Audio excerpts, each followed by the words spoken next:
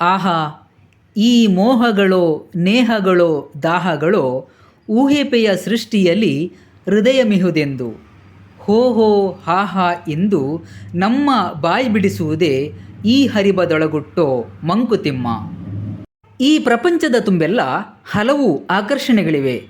ಈ ಆಕರ್ಷಣೆಗೆ ನಮ್ಮ ಮನಸ್ಸು ಸೋಲದೇ ಇರುವುದೇ? ನಮಗೆ ಖುಷಿ ಕೊಡುವ ಆ ವಸ್ತುಗಳನ್ನು ಹುಡುಕಲು ನಾವು ಇಡೀ ಪ್ರಪಂಚವನ್ನು ಹುಡುಕುತ್ತೇವೆ.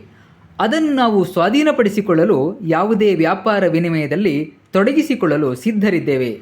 ನಮಗೆ ತಿಳಿದಿರದ ಸಂಗತಿ ಎಂದರೆ ಪ್ರತಿ ಸಂತೋಷದ ಹಿಂದೆ ಒಂದು ದುಃಖದ ರಹಸ್ಯ ಅಡಗಿದೆ.